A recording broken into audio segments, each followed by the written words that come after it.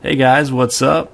I'm going to show you guys how to customize your Line 6 HD100 head with different colors like this. It's not a very hard process at all. You don't really need much electronics experience. I mean, I understand if you don't want to do it if you have none at all, and I totally understand because it's expensive head. So, if you want to customize and make it look cool like this, just stay tuned and I will show you. Right now I'm just going through all the colors. I got a separate video that actually shows all this too. What we're using is a seven color LED. It's got 3 leads on it, which is a little different than normal. It actually has a control lead because it's got like a IC inside the LED that controls, how it flashes like this or goes to different colors. And I got a little video right here in like 2 seconds, right here, that actually shows you how the LED works. Well, kinda. So when you start it up, it has this little sequence where it goes through all the colors a couple times. And that's just going to happen. Like if you install this in your head, it's going to do that every time. It's not a big deal because you're going to wait for your tubes to heat up anyway. Well, and then you'll hook a switch up, which this is supposed to be a pretend switch, I guess. You ground it out, it changes colors. See, now it's green, blue, and it'll go, I think it's like 7 colors, and then it'll go to like a collage of colors where it just keeps changing. Like so. Yeah. And that's really how basic the circuit really is. I mean, even with just on that little breadboard, that's really how basic it is. And then here's what we're looking at. Okay, the 90-degree angle is the negative, and the 45-degree angle is the control, and then the middle one is the positive. And those are the 3 leads for the LED. Now we're going to go into the schematic. The schematic looks complex, but it's not at all. It's only 3 components. It's the 70 ohm resistor at the top, and then the box that I got LED pointing to, that's the LED. That's just what's inside the LED. It's got like an integrated circuit or something. And then it kind of explains where the ground and the control come out. So the ground's obviously going to go to ground, and then the control is going to go into a switch that is also tied to ground, but it's going to be an open switch. So every time you press down on it, it grounds it out, and it'll turn it off. And if it's off and you ground it out again, it'll turn it on as a different color. Yeah, and it's just really that simple. Okay, now I'm going to show you where to look to get the board. This is the circuit board that controls the LEDs inside the head.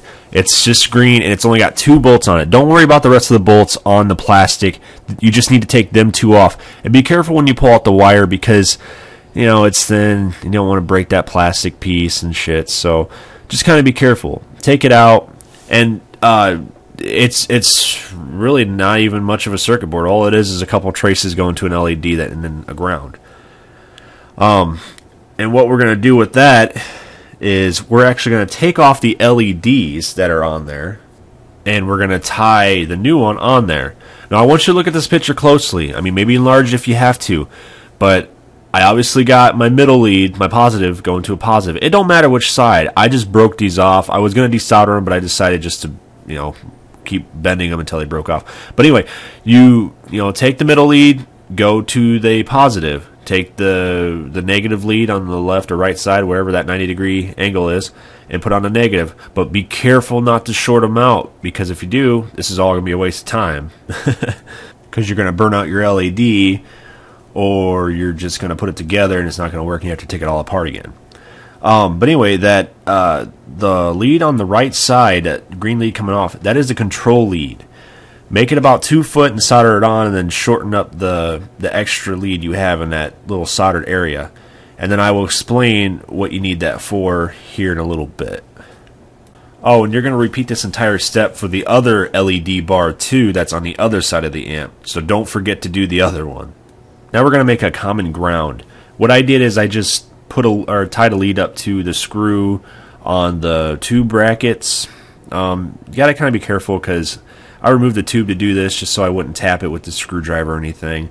And I mean, you can put it somewhere else as long as you know it's a ground. I mean, I know for sure that was a ground, so that's what I did. And make that lead probably about, I don't know, 1.5 to 2 foot too. Okay, now that we got all that done, this is what it should look like. You should have 3 leads running out the middle one that I hooked up to that tube bracket, that's the ground, obviously. And then I got the 2 control leads coming off the LEDs on the 2 light bars.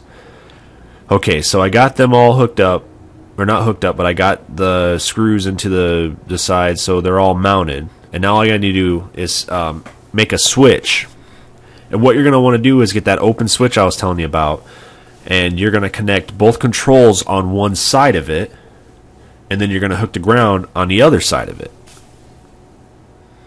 And then that's the easiest way to do it. But if you want to be fancy and do what I did, you can actually tie in a second switch, which will actually, depending if you have it on or off, it's an actual switch, not a an open switch, like a flip switch. And you can, if you have it on, it'll change both LEDs together. But if you turn it off and press it, it'll only switch one LED. So if you want one off and you want one on, that'd be the way to do it. It's kind of hard to explain without showing you, but it's just that these LEDs aren't synchronized when they flash. So that's what kind of makes it necessary, I guess. And this is what you get at the end. I mean, I plan on setting this up and mounting these switches a little better here in a day or so. I just kind of wanted to get it done so I could show you guys. But this, the switch hanging out by the leads, that's the push button switch. And then I don't know if you see it, but there's like a little dot with a flip on it. That's the flip switch to change if you have one control on or off, or access to the control, I guess. And like I said, I'm going to mount these better, and I might take pictures and put them on YouTube just to show you how I did it. I mean, it should be really easy to mount them nicely, but I just wanted to get it done. But yeah, hopefully this helps you out. If you guys have any questions, just let me know, and I'll try my best to help you out. But I mean, there may have been a better way to do the switches, but I was just trying to get it done. And if I can understand it, that's all that really matters, because I don't really care about anybody else, because they're not touching my amplifier.